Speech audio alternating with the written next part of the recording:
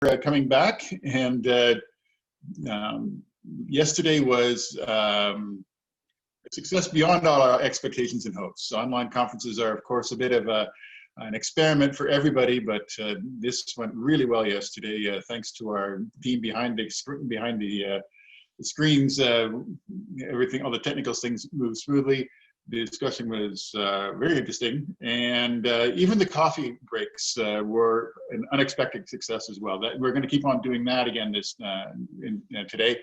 So yesterday we talked about what you'd think would be a minor variation in what we have now, just taking the inflation target of 2% and then either moving it up or down.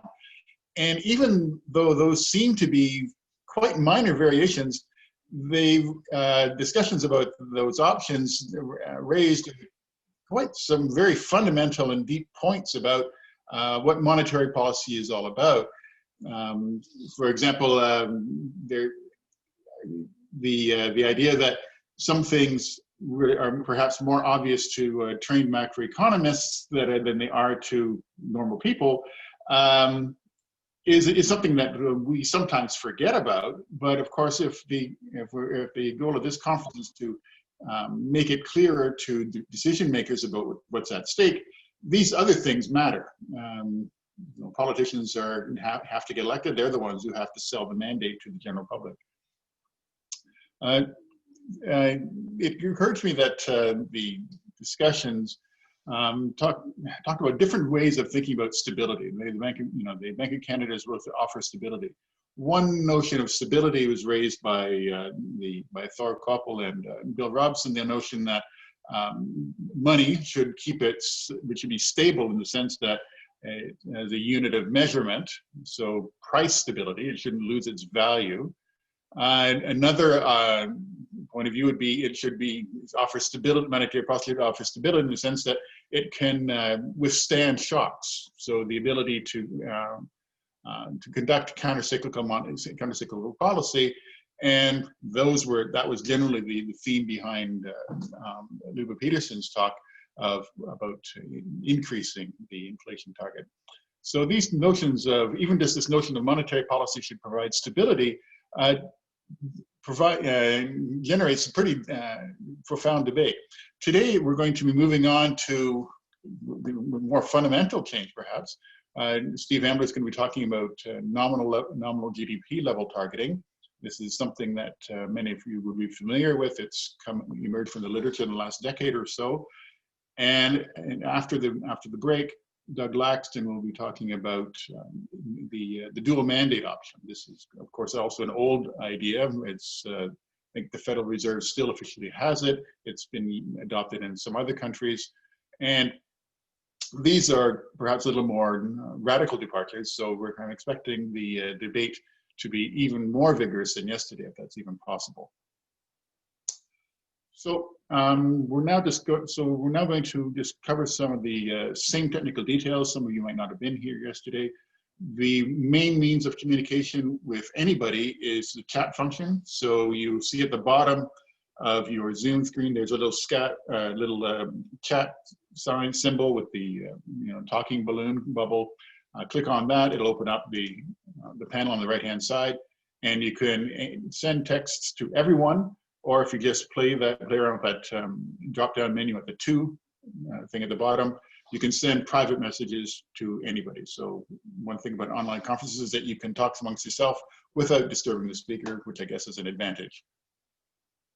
If you have questions, please just post your willingness to ask a question in the chat, either privately to me or to everybody. I'm going to be monitoring that, and then at the end, I'm going to keep a list of people who want to ask questions, and I'll call out your name.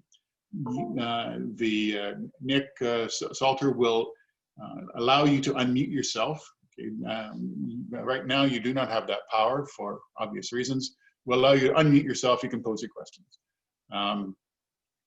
And after that, we're going to, as I said, we're going to continue on with our experiment of coffee break rooms.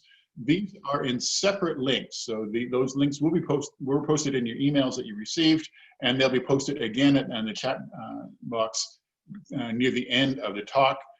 And the idea of the chat is this: the coffee break is just simply to reproduce the spirit of coffee breaks during a regular conference, where people will talk amongst themselves between sessions.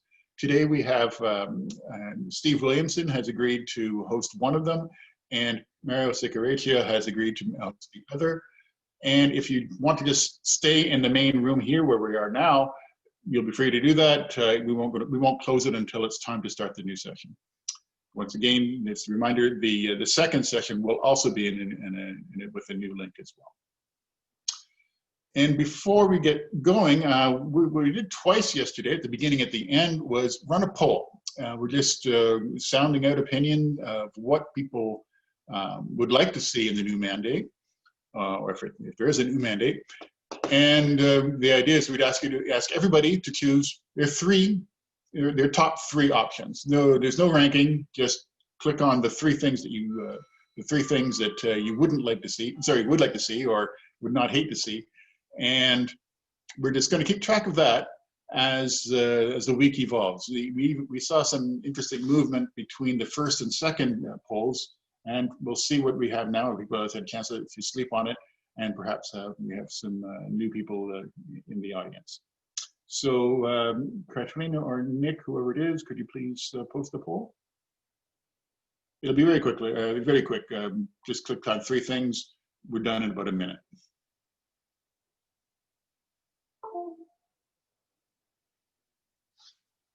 Okay, do we see the poll? I don't see it.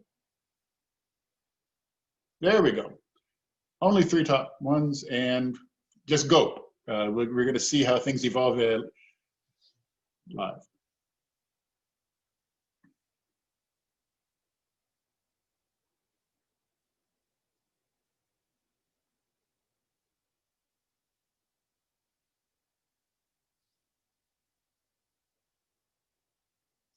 Okay.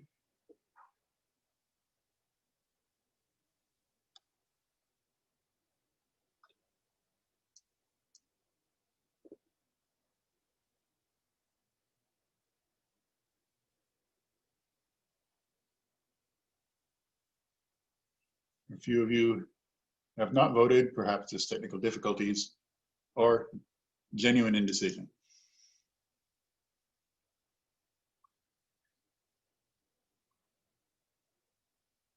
Okay, so I think that's been a minute, so I guess we'll call it. Good, thank you. And whoa, it's a very tight race between the status quo and the dual mandate, which we'll be talking about in the second session today. So we're now going to pass on to Steve Ambler, who's going to talk about NGDP targeting. Steve will have 25 minutes, 25 to 30 minutes. After 25 minutes, I'm going to unmute myself and give a 5-minute warning. Nick Rowe will be discussing it. Same thing, he'll get 15 minutes in before I intervene give the 5-minute warning, and then after Q&A. And as a reminder, if you have questions, the chat box is the place to do it, or at least to let me know where that you would like to ask a question. And so, Steve, I guess it's up to you if you want to take the floor, please. Okay, thank you very much, Stephen. First thing I'm going to do is try and share my screen again.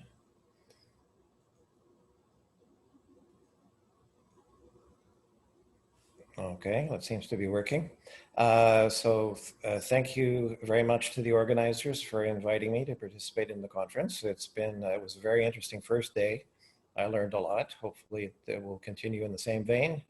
And I would like to reiterate, I think Stephen mentioned this at the beginning, the thanks to the technical support staff that made everything run so smoothly on the first day.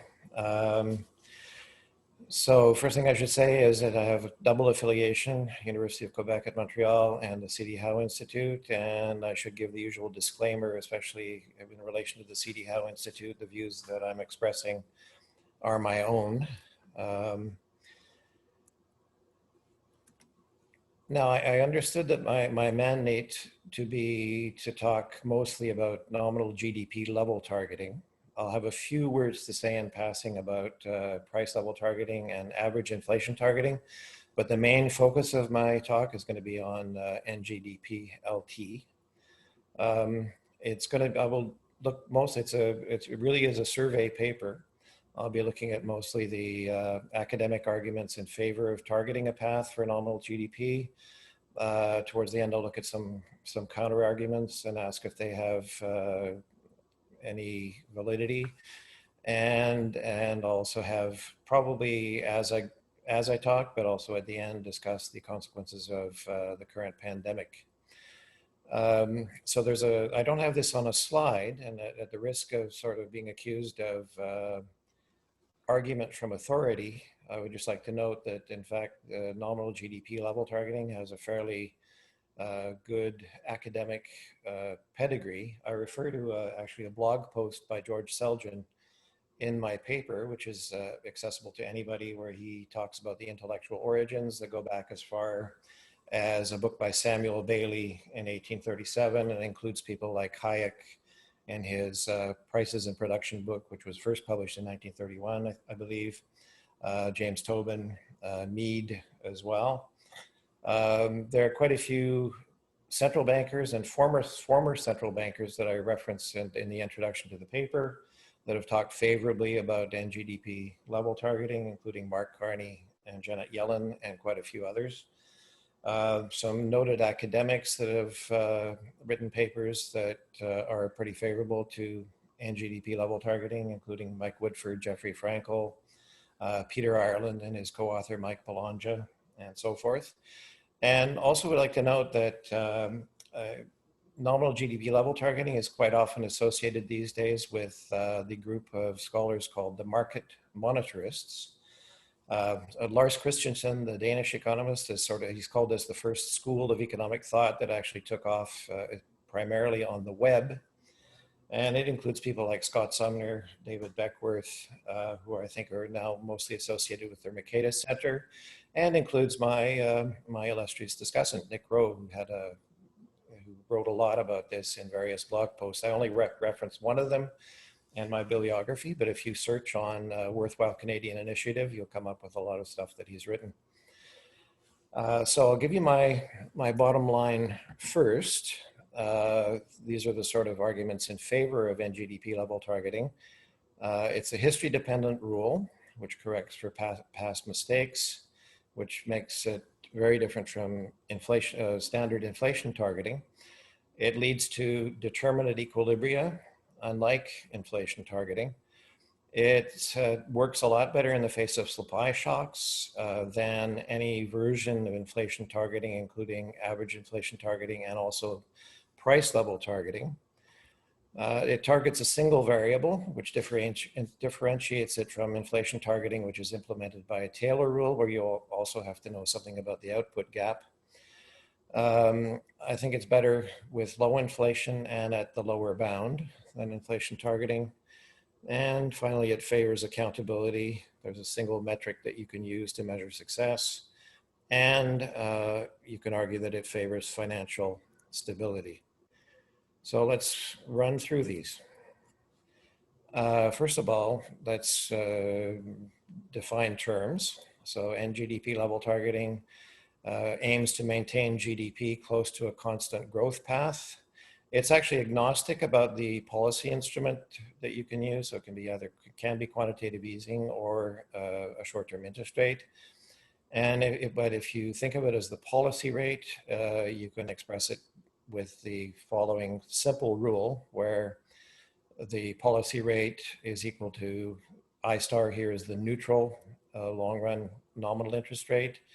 And then the policy rate responds to the proportional gap between the current level of GDP, that's nominal GDP, maybe I should have put an N in there, and the growth path, which is just defined as typically a straight line growth path with beta at the bottom there being the slope. So how fast you want NGDP to grow over time.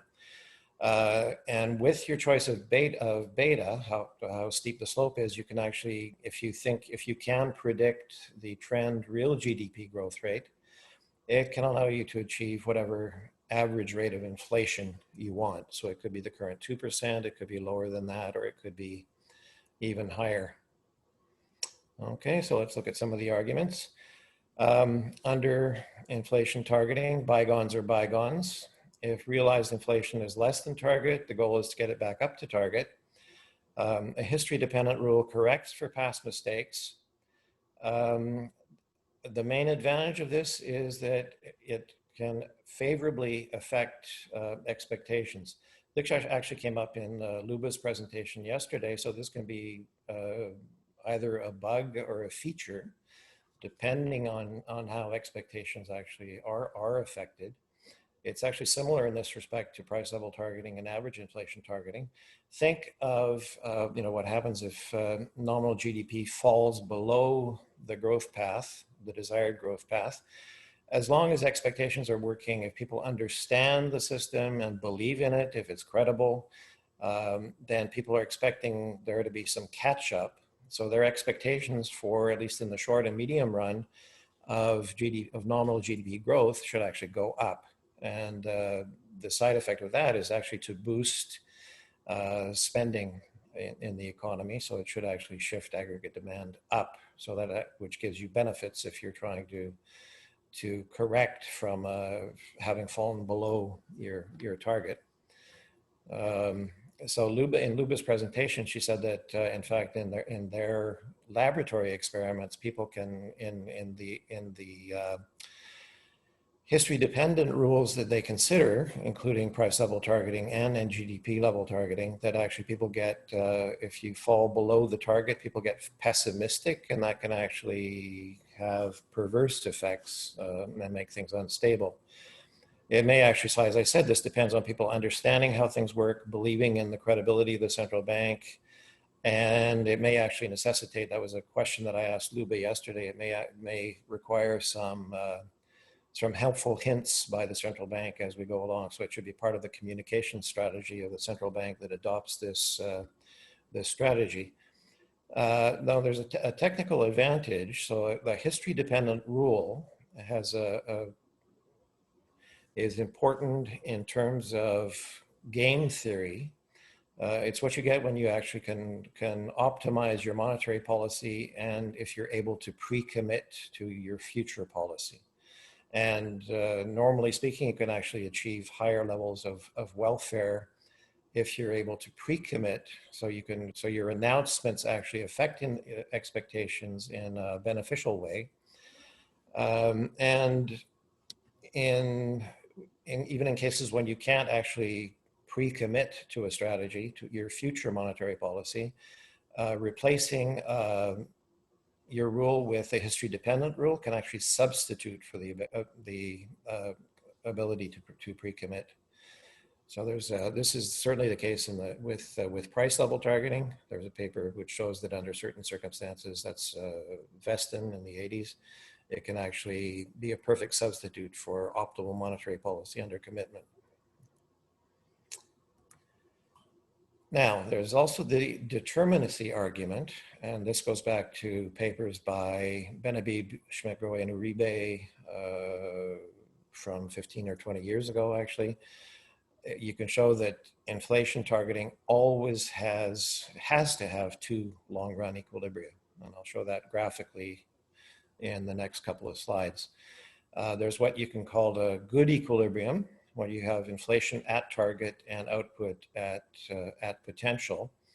But there's also got to be a bad equilibrium with the interest rate at its lower bound, with negative inflation, and also it involves, and this is if you take the New Keynesian Phillips curve seriously, it involves a large negative output gap.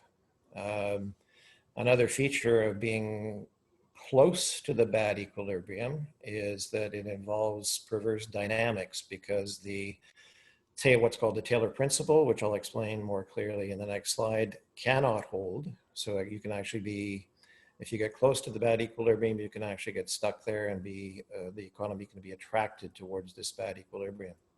So let's look at a simple graph. This is a graph with two curves on it. So we have inflation on the horizontal axis and the nominal interest rate on the vertical axis. The blue line is just the Fisher relationship that came up in Thor's talk yesterday afternoon. It's a 45-degree straight line, which shows the relationship between if the inflation rate rises given a real interest rate, which is in this graph is going to be the long run real interest rate, the nominal interest rate has to increase 1 for 1 with the inflation rate. So the green line is a simple representation of what's called a Taylor rule, where the where the policy rate is responding to inflation and typically to the output gap. You notice that towards the right-hand side there, it has a slope greater than 1, which you need for stability. So if inflation increases, to bring the inflation back down again, you need the real interest rate to increase to cut back aggregate demand. The only way that can happen is if the nominal policy rate responds more than 1 for 1 to the increase in inflation. Okay, so the bad equilibrium down here, and I'm told that people can see my cursor, so I'm pointing towards it. So the red dot in the lower left there, the bad equilibrium has the nominal policy rate equal to its lower bound. Here it's 0. For simplicity, it could be slightly above 0. It could be below, depending on whether you think negative interest rates are feasible or not. So the nominal interest rate is 0. Inflation is negative and equal in absolute value to the long run real interest rate. Okay, it's funny in some ways that you should call this a bad equilibrium because it's actually what Thor talked about yesterday, which is the Friedman rule. So in some situations, this could even be the optimal monetary policy. For this to be bad, you have to believe in seriously in the new Keynesian Phillips curve, which says that the inflation gap is equal to the future expected inflation gap and a function of the output gap. So in the long run, if there's a gap between realized inflation, which here is negative, and the target rate, then you have to have a negative output gap, and that can actually be quite severe. One way of getting rid of it would be actually to reduce targeted inflation to being equal to the negative interest rate here, which is implied by this red dot. So you'd have to have a negative inflation target. But if you don't have that, then as I say, the bad equilibrium is bad because it involves this negative output gap, and also because it has bad dynamics. It can actually be an attractor, and you can get stuck if you start in a region close to this. This all sounds very abstract or even abstruse, but this is a graph that I took from a paper by Bullard in 2010. I guess it could stand to be updated, which is a similar representation. So the dotted red line is the Fisher relationship, and instead of a straight line, you have a Taylor rule, which is expressed as a curve.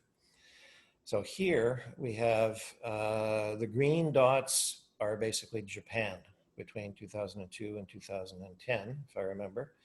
And it looks an awful lot like Japan, and this is essentially the lost decade that we're looking at, that it was stuck pretty close to and hovering around a bad equilibrium. This came up in the discussion yesterday when Bill Robson talked about the fact that in Canada, we just sort of briefly grazed the lower bound.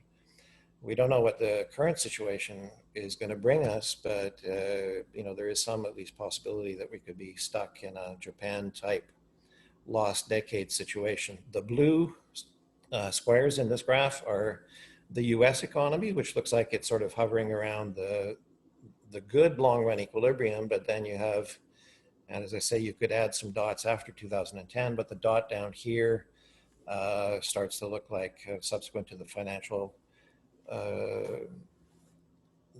shock in 2008 that the US could have been drifting towards the bad equilibrium. So I'll leave it at that. Next major argument, and this is why I asked Luba whether her simulation models actually had supply shocks in them. You can show that that nominal GDP level targeting performs a lot better in response to supply shocks than many of the alternatives. So you can think of optimal monetary policy as trying to, or aiming to reproduce a flexible price equilibrium.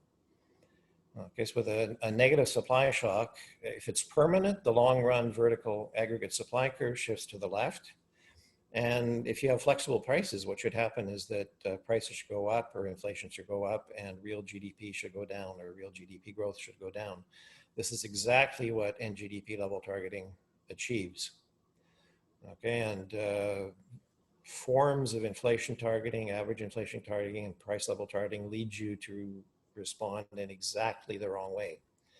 Now, if you think that, in fact, shocks are not observable when they happen, using NGDP level targeting means that the central bank doesn't really have to necessarily identify right away what are the underlying shocks that are happening.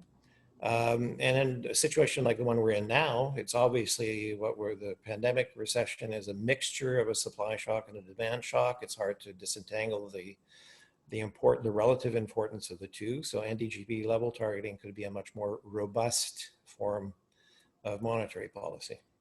So quickly, this is a bit blurry, but on the left-hand side, we have your standard aggregate supply, aggregate demand graphs, except with the rate of change of variables on the axes. So if you have a temporary negative supply shock, if you're holding nominal GDP growth constant, you're basically moving up the aggregate demand curve there. So if the shock is temporary, you're still going to be below potential. If you have a permanent aggregate supply shock, you're exactly where you would want to be in the long run. If you look at the right-hand side graph, you can see that if you're under an inflation targeting rule, you would actually want to, in response to an increase in inflation, that would lead monetary policy to be more contractionary, and it would push you further away from where you want to be, which is a full employment equilibrium.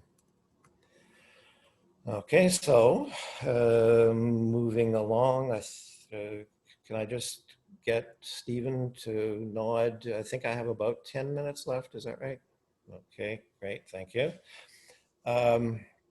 So flexible inflation targeting is typically thought of as being implemented by a Taylor rule, which responds to inflation and the output gap.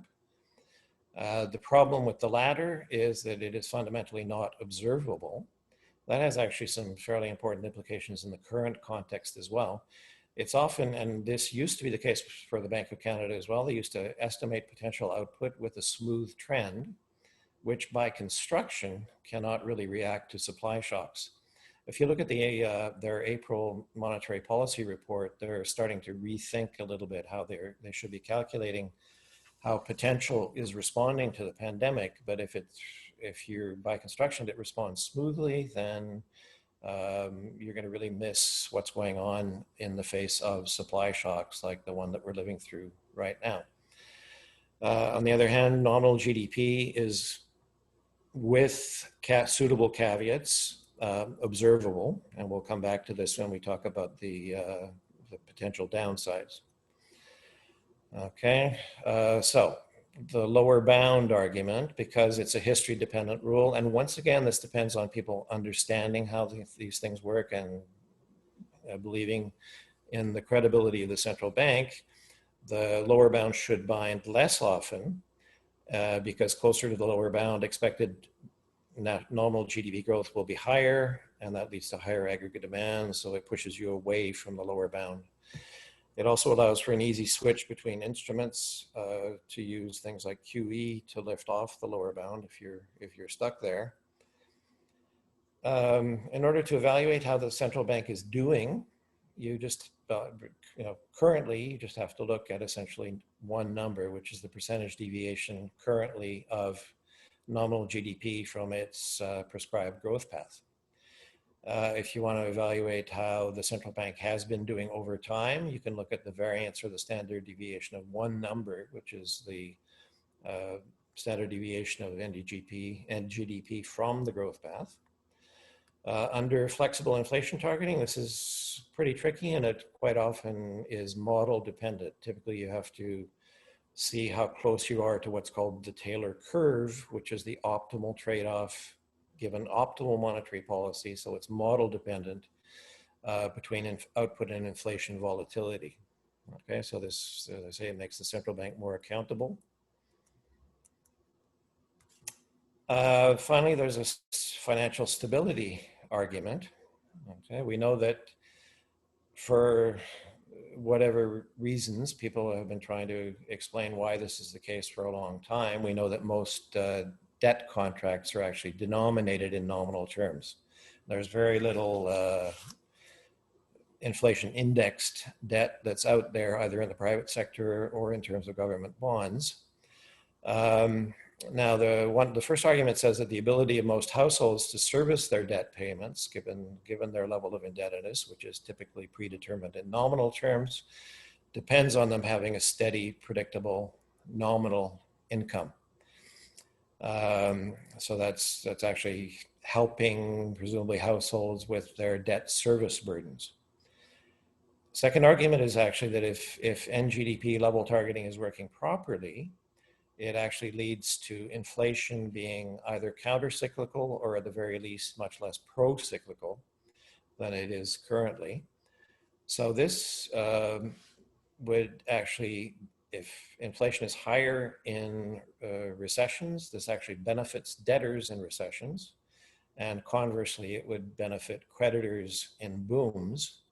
And there's been, I reference a couple of these, there's been 2 or 3 papers written on the fact that it shows that given that financial contracts in the economy are not complete contracts, as they say, they typically fix debt in nominal terms, it actually improves the risk sharing properties of non-contingent contracts. Okay, so I run through the arguments in favor, the main arguments in favor of NGDP level targeting. Let's briefly consider some of the disadvantages.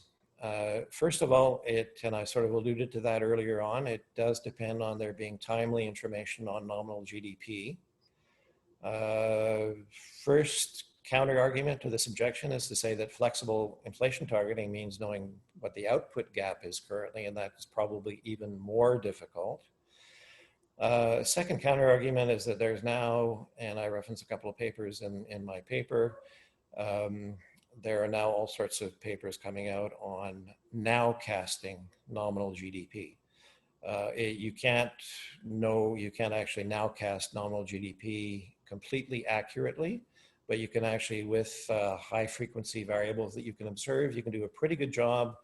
And you can also do a job, you can forecast it in an unbiased way. So you can get pretty close. And there's just up to a non-serially correlated error, essentially.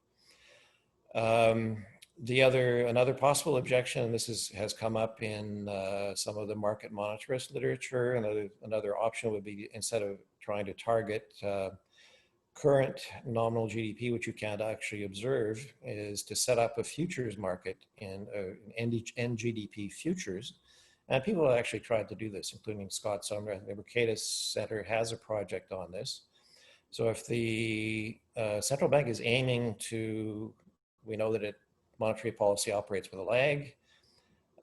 So your horizon for getting nominal GDP back to target would be, say, 8 quarters. If you have a futures market that tells you what markets are predicting nominal GDP to be in 8 quarters, you could intervene with whatever your policy instrument is in order that the futures price or the futures level of NGDP is actually equal to your target path in 2 years' time, 8 quarters' time. A second objection, which arises inevitably, is that and this came up yesterday, I think Bill Robson mentioned this argument, is that it's difficult to understand. If you ask the person on the street to actually give a satisfactory definition of nominal GDP, I think very few people could do that. On the other hand, most individuals and households can understand their own monthly incomes. And in the current regime, we know that individuals and households also have trouble understanding price indices, and they also make mistakes concerning even not only their expectations of future inflation, but their actual views on what current inflation actually is. So I don't think it's NGDP level targeting won't be perfect in this respect, but I don't think it's necessarily much worse than the current regime that we have.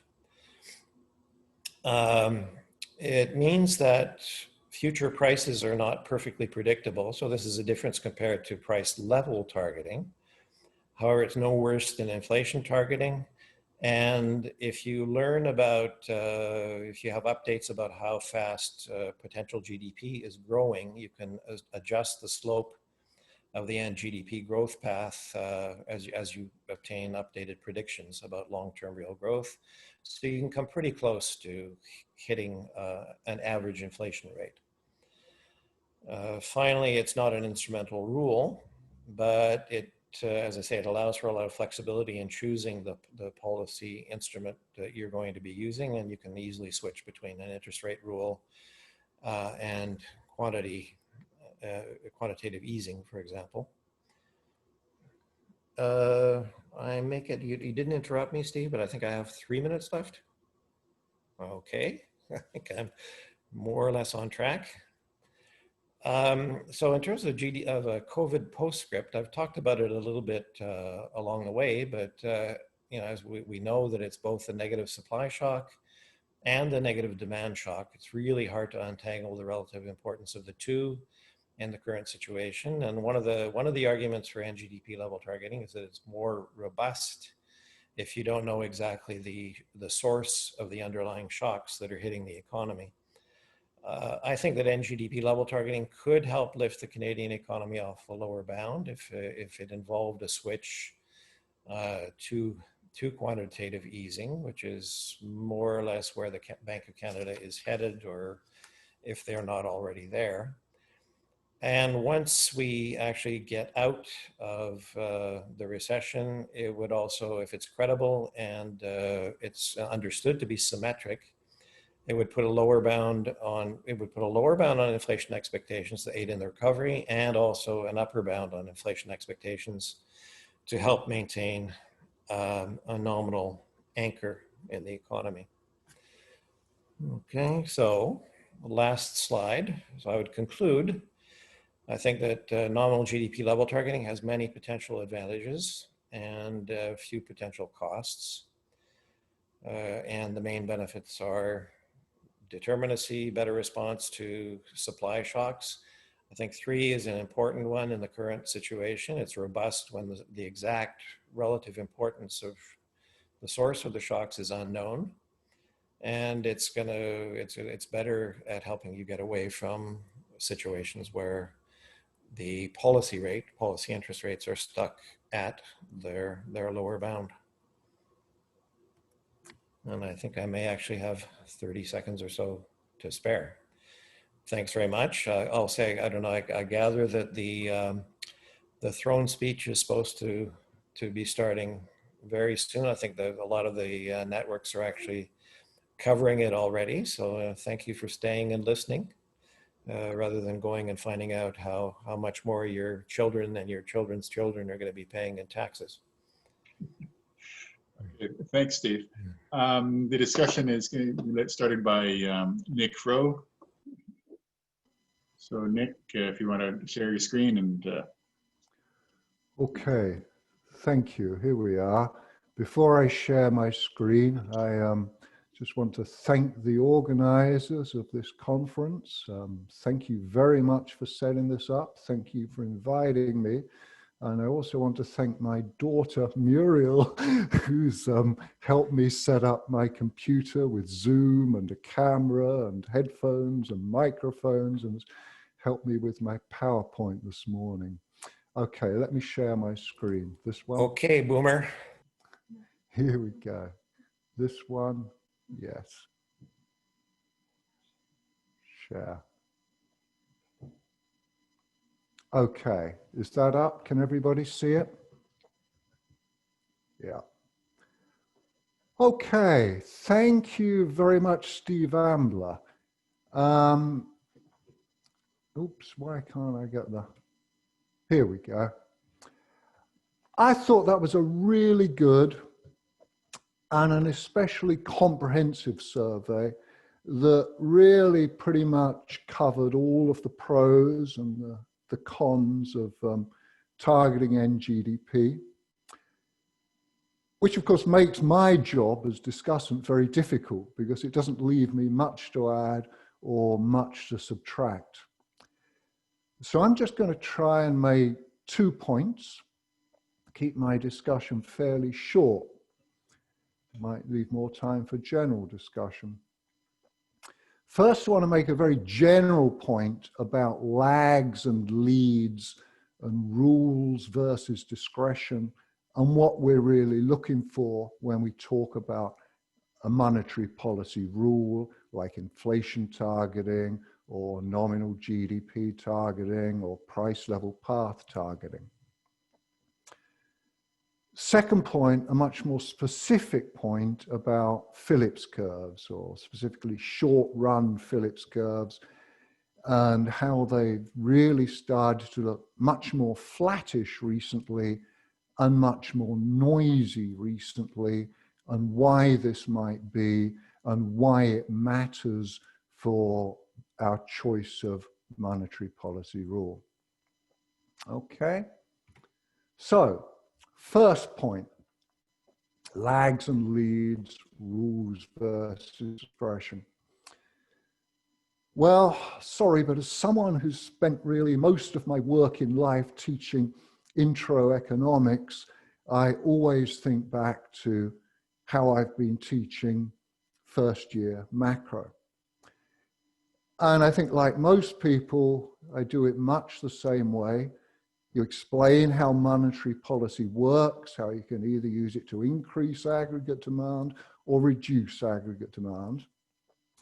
Then you say that what the central bank should be trying to do is to try to stabilize aggregate demand to offset the effect of shocks. You know, so if there's a positive aggregate demand shock, you should tighten monetary policy. And if there's a negative aggregate demand shock, you should loosen monetary policy. Okay. And then I start talking about lags. You know, the data lag, the Bank of Canada doesn't know what's happening today. Decision lag, it takes it some time to decide what to do. And then probably the biggest lag of all, the effect lag. It takes some time before it changes the monetary policy, and that actually has an effect on things like inflation or employment or GDP. And most of you are probably familiar with the old analogy that monetary policy is like driving a car on a hilly road trying to keep the speed constant. If you've got an accurate speedometer and if your car's powerful enough and responds instantly to the gas pedal, this is really easy. Anybody can keep their speed almost exactly at 100 kilometers an hour or whatever speed they want. But with lags, it's a lot harder. If your speedometer only tells you what speed you were doing, if you can only look in the rearview mirror, you can't get the speed exactly right. And all of that bit that we teach in intro macro is, I think, very good and very important. Monetary policy is hard. The Bank of Canada's job is non-trivial, and it's non-trivial primarily because of lags. If it weren't for lags, it's just really easy. That's where I think every time I've taught it, most people teach it, I lost the plot. Because I then jumped straight into teaching about rules versus discretion. That was wrong. No. Before you start talking about rules versus discretion, you've got to talk about leads as well as lags. Because with leads, what people do today and what happens to the economy today depends on what they think the bank's going to be doing in the future. And if you think about it, money is an asset. It's a very long-lived asset. And like any asset, the demand for that asset and the value of that asset is 99% or 99.9% about expectations in the future. I've got a corporate bond. what's it worth? That depends. What dividends do I, or what coupon payments, what dividends, what interest payments do I expect owning this asset to give me in the future? What this asset is actually doing for me today is almost irrelevant. So it's 99% determined by expectation of the future, whether we're talking about a corporate bond, a stock, my used car in the garage, or money. It's not what the Bank of Canada does today that really matters. It's what people expect the Bank of Canada to do in the future. And it's this dependence on the future that really gives rules some opportunity to help overcome the problem created by lags. Okay? If it weren't for lags, monetary policy is trivial, discretion does everything you need to do. It's because of leads, though, that you actually want to have some sort of rule. And Steve Amerly correctly, I think, dealt with the complaint that a nominal GDP level target or a price level targeting has a time consistency problem. Yeah, so what? When you make a promise, you've always got an incentive to break your promise. If you didn't have that incentive to break your promise, you wouldn't need to make a promise in the first place. That's the whole point of having a rule. Whether it's an inflation targeting rule, a price level par targeting rule, or nominal GDP level rule, that's the benefit. It's a promise about what you'll do in the future. Okay, so it's all about expectations. Take the most recent example. Okay, this was worrying me for a bit. Okay, we've got a new shock, supply shock, real shock, relative shock, and it's a really big one. Could nominal GDP level target have handled this better? Could the Bank of Canada have kept nominal GDP on target when the COVID shock hit? Or could it have kept inflation on target when the COVID shock hit? No, of course not. You know, again, because of lags. Even if the Bank of Canada had seen this one coming, being able to fine-tune monetary policy to deal with shocks that hit very quickly and maybe or maybe not diminish quickly is almost impossible. Take a really stupid extreme example. Nominal GDP falls every Sunday, right? Could the Bank of Canada target nominal GDP over the weekend? No, of course not. Even though it sees Sunday coming. You know, this is not hard to predict. But then it's not just nominal GDP. Inflation, presumably, that rises or falls over the weekend. Could the Bank of Canada target inflation over the weekend? No, of course not. That's not what monetary policy rules are about. The shock hits, the economy gets affected, right? The only thing that matters is what people expect about what will eventually return to target. Is it going to be inflation that eventually returns to target? Or is it the price level that's going to eventually return to target? Or will it be nominal income that eventually returns to target? And the only thing that matters is which of these rules creates the best automatic stabilizer. And I'm slightly stretching the meaning of automatic stabilizer here. We normally think of automatic stabilizers as things like progressive taxes, employment insurance, fiscal policy things. But no, I think we should stretch the meaning of automatic stabilizer in this case, because monetary policy rules are or should be an automatic stabilizer. And yes, of course, this works through expectations. It has to work through expectations. The values of any asset, whether it's money or a used car, always depends 99% on expectations of the future.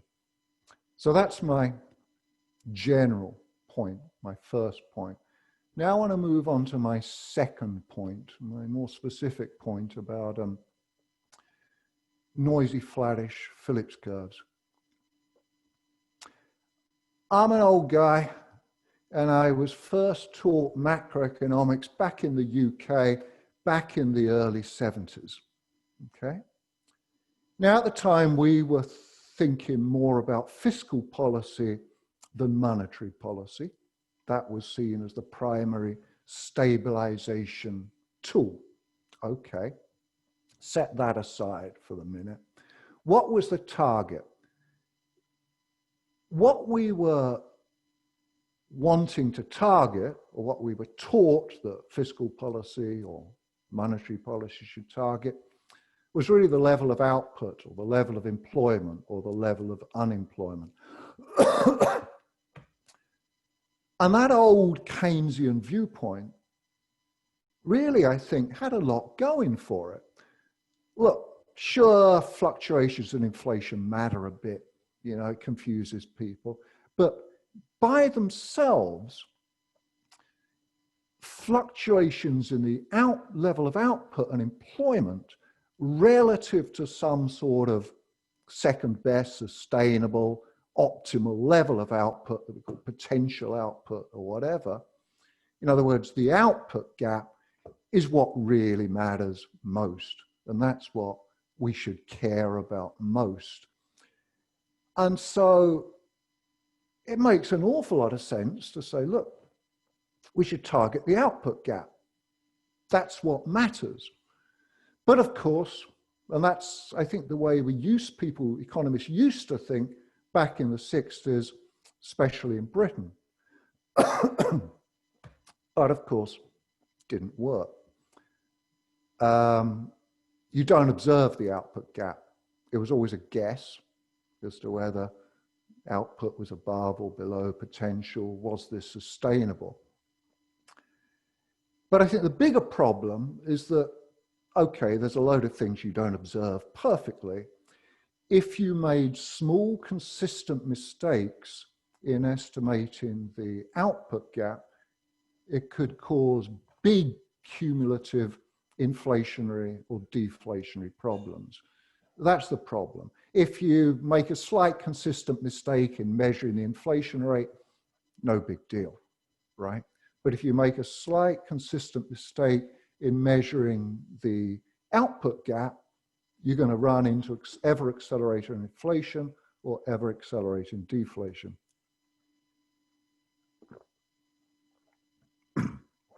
Thanks, Mew.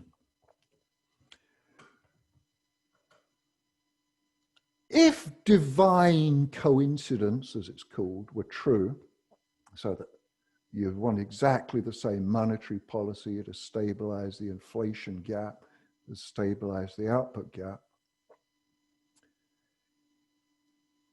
or a better way to think of it, if the inflation gap, the deviation of inflation from target, were a perfect proxy for the output gap, then inflation targeting is best. You target inflation, and because the inflation gap is a perfect proxy for the output gap, if you keep inflation on target, you keep output on target as well. If the inflation gap zero, which is what the Bank of Canada is trying to do, then the output gap is also zero, which is what really matters most.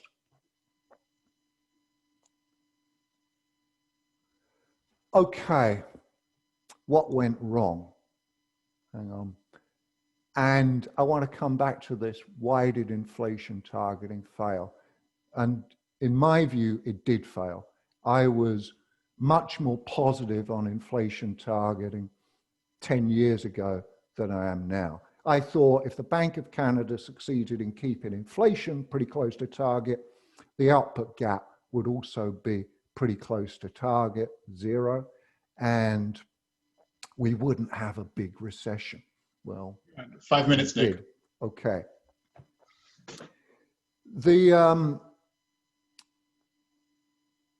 simplest New Keynesian model has got what's called Calvo-Phillips curve. And the story here is that Calvo's fairy flies around the firms, touches them with her wand, and gives the firm permission to change its price if it wants to.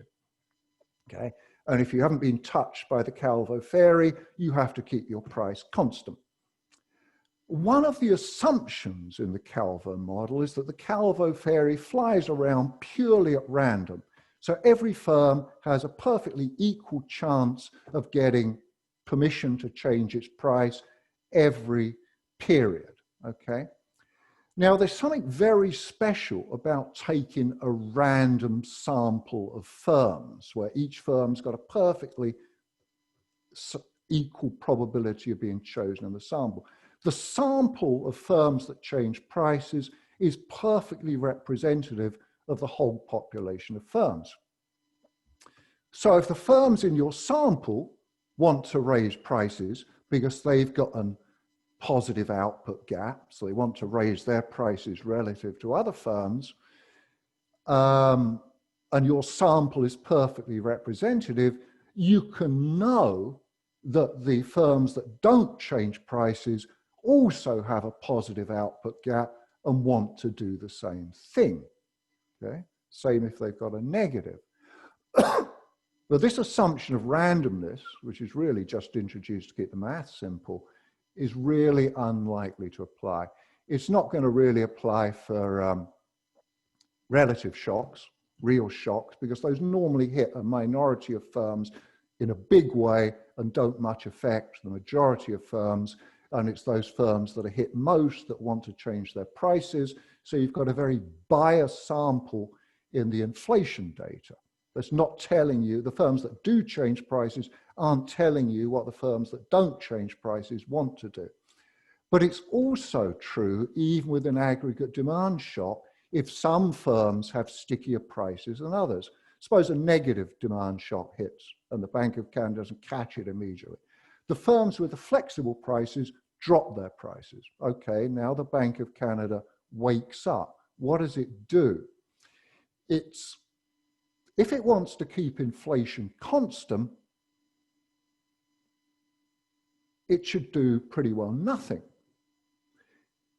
But if it tries to bring aggregate demand back to where it was, to bring the firms with fixed prices back to where they should be, the firms with flexible prices are all going to raise their prices so that inflation starts to increase. What you actually want to do is to target the price level in this case. So, last minute. Again, okay. The last point, very quickly. Suppose the Phillips curve got flatter, right? Then the inflation gap is a weaker signal for the output gap as a proxy. And given that Phillips curves shift around a bit, you get more noise and less signal. The signal noise ratio gets worse. And what we've seen recently has been flatter Phillips curves. Yeah, partly that's a statistical artifact of inflation targeting, but not totally. Did inflation targeting undercut its own foundations, making inflation stickier and so a worse proxy for the output gap?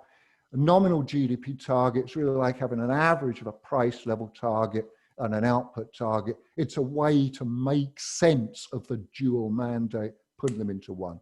Sorry, I've spoken much longer. Thanks again very much. Okay, thanks, Nick. We'll move on to the questions. And the first question is going to come from Stephen Williamson. If I believe you're unmuted. Yeah, thank you. So I guess I had like 3 questions. So I collected questions as I went along here. So the first one is, so you're kind of minimizing the notion that that this is complicated. So current inflation targeting is really simple. All you need to know is one number, which is 2. So any of these level targeting schemes, whether it's price level targeting, NGDP targeting, you need to know the rate at which you're on trend. You're wanting to grow, and You need to know, let's see, you need to know how far in the past you're looking. You need to know at what rate you're gonna make up differences. And then you know, say the governor is constantly having to explain why the immediate target, you know, for the next quarter is changing over time and why. So it is more complicated. It's more complicated for the public to understand. It's more complicated for the policymakers to get a grip on too. You know, so you see this like with the Fed recently. They're trying to explain the change in policy. They're all at odds. You know, these all seem to have a different idea what the heck they signed on to, and they're confusing everybody else. Everybody else is having arguments about what they think the Fed people said and whatnot. So it is complicated, I think. The other issue is determinacy. So you seem to be telling us that determinacy is a problem for standard inflation targeting with Taylor rule, with the Taylor principle, and that you don't have this problem with NGDP targeting. But I think it'd be worse, because the problem seems to be that you get stuck at the lower bound. So you know, zero lower bound for a long time, and Fisher effect sets in, and you got low inflation, and central banker keeps thinking, oh, the inflation's going to go up, but it never does, and you just stick there. NGDP targeting, so you go into a recession. Now you got real GDP, a fall in real GDP working against you too. And as you're coming out of the recession, you're going to be well below your target. You're going to want to, you know, you're going to want to stay lower for longer. I think that's the implication, and there's less chance that you're going to ever be able to get off the zero lower bound, you'd think, with NGDP targeting. And then the final thing was just like to think about a counterfactual. So if you went back and you do like the pre-Great Recession, look at the pre-Great Recession time series, and then choose an NGDP level target. So the level path might be like what would it be, like a 5% nominal GDP growth path. Well, you know, after 2007, you're going to be missing seriously on the low side, and the gap's going to be increasing over time. So the conclusion would be, well, policy was really bad. So the question would be, well, what should have been done in that period to get you back to the target? You know, sort of tell me what it is that a central bank should have been doing. I say either in Canada or the U.S. to get you back to target, and why would that have been better? Thanks. Okay, Steve. Okay, so let me try and take these sort of in order, but they're all related.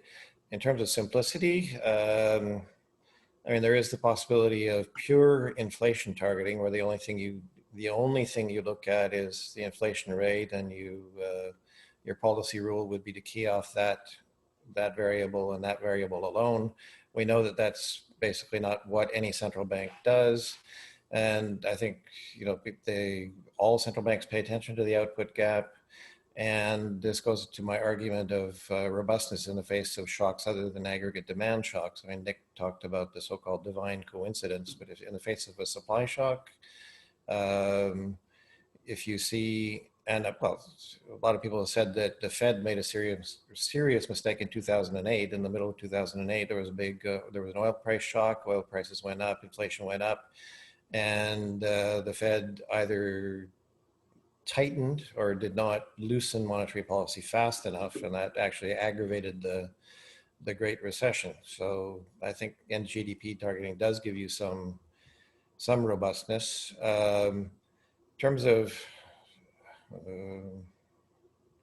leads and lags, I think the written question that you submitted actually talked about the alpha coefficient in the one equation that I presented.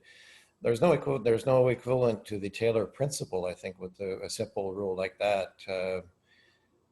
It will affect how fast you get back to target. So what your planning horizon is. So with a higher alpha, you get back more quickly, presumably. Then secondary considerations will come into play, which is if you have a really high alpha, then you might have a lot of interest rate volatility in the path back to equilibrium, and you might not like that. So then in that sense, your policy rule would actually be model dependent. You would want to choose an alpha that was not getting you back to target so quickly that you got a lot of interest rate volatility, which you wouldn't want to have. The lower bound, I think both in inflation targeting and in nominal GDP targeting, to get out of that situation, you need to have a switch in the policy instrument, just keeping nominal interest rates low, whether you think of it as you're following a Taylor rule or not, and you're not satisfying the Taylor principle. Staying with a very low knob, even in the case of lower for longer. So with forward guidance, I do not believe in forward guidance. I don't think it has much of an effect. And I think you really do need, in both cases, actually a switch to another instrument like quantitative easing. I'm not sure I've actually adequately answered the questions, but maybe if you want to follow up and tell me that I haven't actually addressed something important that you said, let me know. Or maybe maybe after the Q&A in the conference room here. The next question will be from Luba Peterson. Steve, I enjoyed your talk. You've emphasized that credibility is going to be key for NGDP targeting to be successful. I'm wondering if you've given any thought on what a credible level or growth target would look like, and whether it's better to target a level or growth rate. Is one more credible than the other?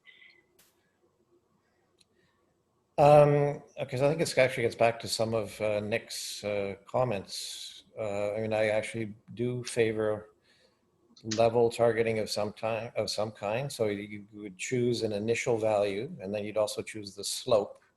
And I think I sort of more or less alluded to how you choose the slope. You take your best guess of what you think potential is growing at, so real GDP.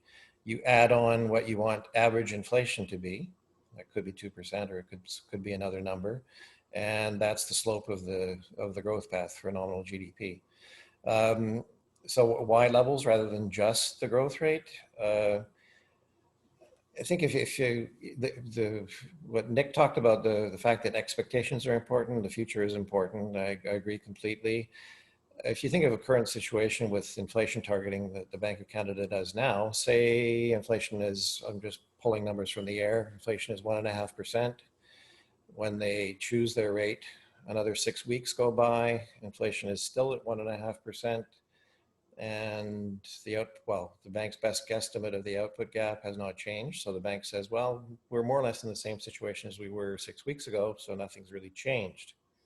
If you have a price level targeting regime or a nominal GDP level targeting regime, you would say, well, no, the situation is actually not the same. We're actually further away from our target path, so we actually have to try harder. And I think that can be important if then you go back to in terms of affecting expectations. Now, the problem with, I liked your presentation yesterday because, people operate in a world where they don't know what the true model is. They don't necessarily have rational expectations. So as I say, this really does depend on people having a pretty good understanding of how the economy works.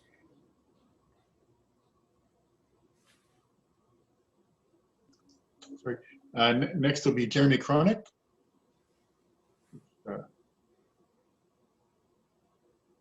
Hi, Steve. Jeremy, long time no see. So Luba kind of asked my question, but maybe I'll just rephrase it slightly differently, and then add a secondary part to that question. So, I mean, we know there are downside risks to both too high and too low inflation, but what are the downside risks to too high end GDP? And don't we need that downside risk on the high side in order to set some sort of optimal target? So thinking beyond just kind of whether it's levels or growth, but actually what the optimal target is. And then just secondarily, but I think related, we talk a lot about these level targets in the sense of undershooting. Right. And that's, I think, where a lot of the development of these models have come from. But if we ever get to the point in the economy where we actually have overshoots, right? I mean, do we really want, a theory that's looking to sort of, basically potentially create a recession? And yes, that can happen under inflation targeting when you raise the interest rate, but framing it to the public in the sense of, when you have bygones and you let bygones be bygones, you don't necessarily have to bring it down. You just have to get back to the target. Whereas under level targeting, you might have to actually engineer a recession of sorts. So I'll stop there. Okay. Next is Greg Katz. Okay, wait a minute. Do I get a chance to answer here? Oh, I'm sorry. Oh, that's no problem. Yes, well, I think if I sort of rephrase your question, and I think I would agree with the idea that the time inconsistency problem is going to be more severe if you've overshot rather than if you've undershot. So you actually have to tell people that, okay, well, we've been running, nominal GDP has been running hot for quite a while, so we have to crank things back. And that's, I think, a much more difficult sell to the public than the converse, if you're in a situation like you are now. But I mean, I think you and I have talked about this together, that for something like this to be credible, it has to be symmetric. Otherwise, you can actually lose your nominal anchor. And in fact, Jeremy and I have just written a piece on the Fed's change of course. I mean, they're claiming to be engaged in average inflation targeting right now, but it seems to be a very nebulous form of average inflation targeting for two reasons. They haven't actually defined the window over which average inflation is going to be calculated, and also, to get right back to Jeremy's question, they talk about it as if it's asymmetric. They say, well, we're going to let inflation run hot for a while. So that gives you that leaves open the door to a situation where actually average inflation will wind up being higher than 2%, because if you do go above your inflation target, they're not going to have the courage to actually make the regime symmetric. So these are not easy things for a central bank to deal with, as I say there. But if you think credibility is important, then symmetry has to be a part of the story. Okay, now, Greg, Greg Katz. All right, thanks a lot. So one of the beauties of inflation targeting is that we're actually targeting a variable that doesn't change in the sense that it doesn't get revised. So if we're off by 0.1 or 0.2 percentage points, the governor can ask us what happened this month. Well, you can say something to the effect, you can pinpoint it, well, there was a strike or there was a storm or something to that effect, and we can actually explain away every 1/10 of a percentage point that we're off. But with something like nominal GDP, you're dealing with a variable that keeps getting revised. And if you're looking at the Q1 number, for example, it'll get revised 4 times during 2020.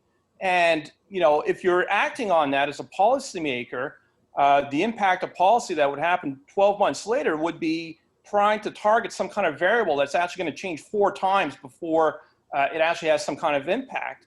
So if it's changing by 0.2, 0.3 percentage points every quarter, do you really want policymakers to try to blame this, if you will, on data revisions? Because that's a reality that we have to deal with if we're going to be targeting nominal GDP. Or how would you try to incorporate this, I guess, in your communications policy to the public? Thanks very much, Brad. That's a really good question. And hi, I haven't seen you in a long time. So even virtual conferences like these are are really great because you get to see people you haven't seen for a long time. And I know you've done a lot of work on precisely revisions to initial GDP estimates. That's another, I probably should have stuck that into my potential objections to NGDP level targeting. My reaction would be to say that insofar as the Statistics Canada's revisions of the initial GDP estimates are unbiased, that you should just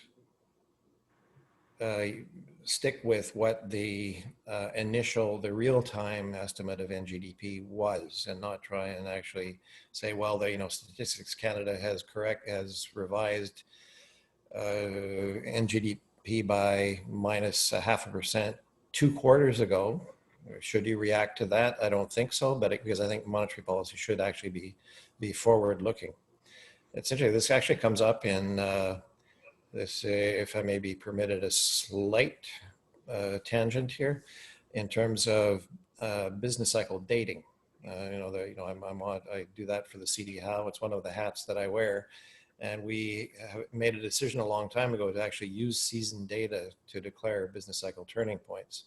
That got us into a lot of trouble with the 2015 downturn because we didn't know for 2.5 years, I think at least, whether we could declare that as a recession or not. I attended a conference recently where Jeffrey Frankel spoke. He works with the NBER dating committee, and he says, well, we call it as soon as we figure we can. If they revise the data later, who cares? So my reaction, so insofar as monetary policy should in fact be forward-looking, revisions to data on old GDP from 1 or 2 quarters ago, or even longer, just forget about it. I'm not sure you would find that to be a satisfactory answer yourself, but that's my reaction. Okay. Next question is from Doug Laxton. Hi, I would just like to follow up partly on Nick's last slide, actually the very last point in his slide, as well as the last question. There is incredible uncertainty in nominal GDP, particularly when it really matters. And so a good example would be the global financial crisis in early 2009, when financial markets had the most liquid markets in the world had melted. The forecasts of the IMF at that time for 2009 were really accurate for 2009. But the problem is that our forecasts for 2008 were incredibly inaccurate. In other words, the data were revised substantially. And this is a pattern whenever you get hit with the big recession where you actually need macro stabilization. You have to worry about how the data are actually revised, because there are systematic biases, things like the number of firms are dying in the economy, and they have literally no data to keep track of that on a real-time basis. So to go back to the next question, I don't buy this whole idea that the output gap there's all kinds of uncertainty and that the nominal income stuff is going to take care of this. There's uncertainty in both of these things. And I think you just have to deal with it. But that was more of a comment, but maybe I should have expressed it as a question. So hi, Doug, how are you doing? No, it's a valid comment. And I think it's actually also related to the question that Greg just asked. But if you're, I think my response would be similar. So if you're actually aiming to get back to your target path for nominal GDP, say 8 quarters down the road, if you're more or less out of your crisis situation, either financial crisis or the current pandemic recession, where, as you say, businesses have shut down. We don't know whether it's, all it's temporary or in many cases it's going to be permanent and so forth. But 2 years from now, if we're back to more or less normalcy, then we should by then be able to once again measure GDP with a greater degree of precision. I think one thing you're saying is that, I talked about in response to Greg, GDP forecast being at least unbiased. I think what you're saying is that you have conditional heteroscedasticity would be my way of phrasing it, so that in crisis situations, even if your forecasts are unbiased, your average error or the variance of your errors goes up. But if you're targeting something 2 years down the road and you're counting on getting out of the crisis situation back to normalcy, you should, if that's what you're aiming for, I think you're still going to be able to do okay. Okay, next is John Murray. John, are you there? I'm here. Okay. Hi, John. A forewarning, there may be some background noise because I'm outside. The reason I'm outside is today is cleaning lady day at the house by house. But quick question, and I'll try and explain this. I'm sort of sifting through it myself, Steve, but excellent paper. I really like the way you explained things. Hello? Yeah, I know we can hear you. Thank you, John. Good, good. But it's the following. I like your observation or response to Steve Williamson's question, the reminder that monetary authorities, A, have to be forward-looking, and as a consequence of all of this, inevitably, they're going to have to take consideration of where output and employment are going, where they are now and where they're going in the future. I guess looping back to your recommendation for nominal GDP level targeting, is there a problem with combining those two elements with identical weights and knowing that the dynamic we usually see is one in which output and employment change and subsequently inflation does, and yet by tying them together and with identical weights, are you constraining the way in which you need to respond and potentially creating a less stable dynamic?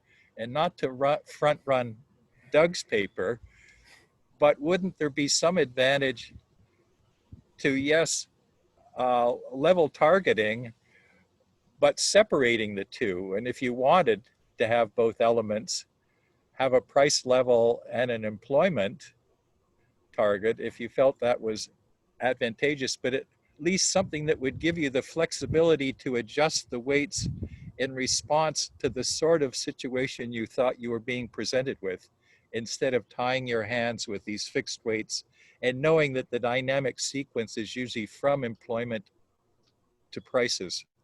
Does that make sense? Yes, it does actually, John. It makes a lot of sense. So, I mean, if you think of NGDP level targeting and translate it into Taylor rule terms, it's like actually fixing the coefficient at 1 on the output gap.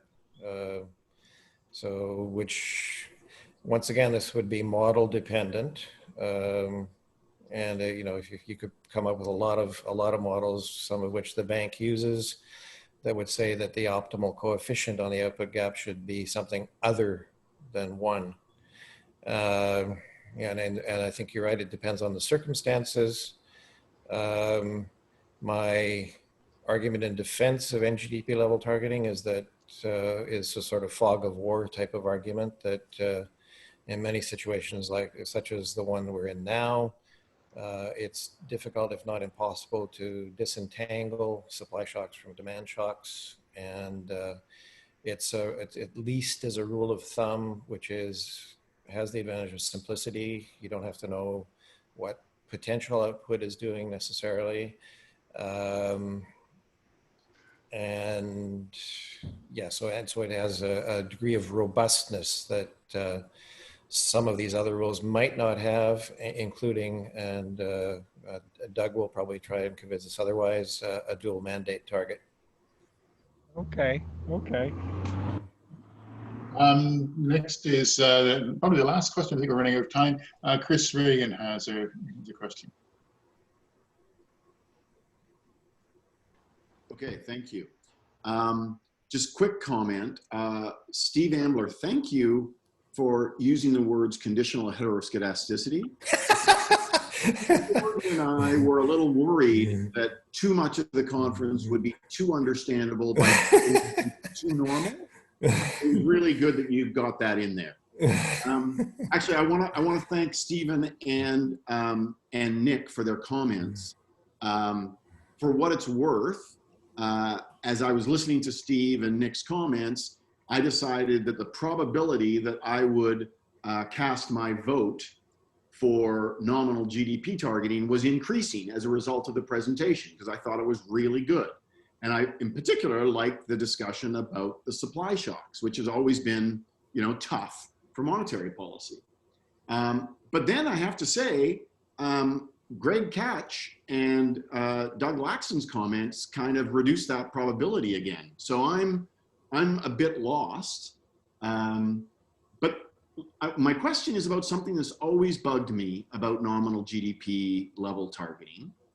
And I think it actually connects to Steve Williamson's third point, because he talked about, I think what he was referring to is sort of a trend, a change in the trend growth rate of real GDP that happened around the time of the financial crisis. Well, we are pretty sure that we have a trend, a decline in the trend growth rate of real GDP coming at us due to population aging. So that's probably started already, and it's probably going to continue for the next 15 years as people drop out of the workforce. So the growth rate of the labor force will decline, and other things being equal, the growth rate of real GDP will decline. So if that's true, and if we're doing nominal GDP targeting, does that mean then that we're going to have a trend increase in the rate of inflation from 2 to 2.5 or from 2 to 3 or something like that?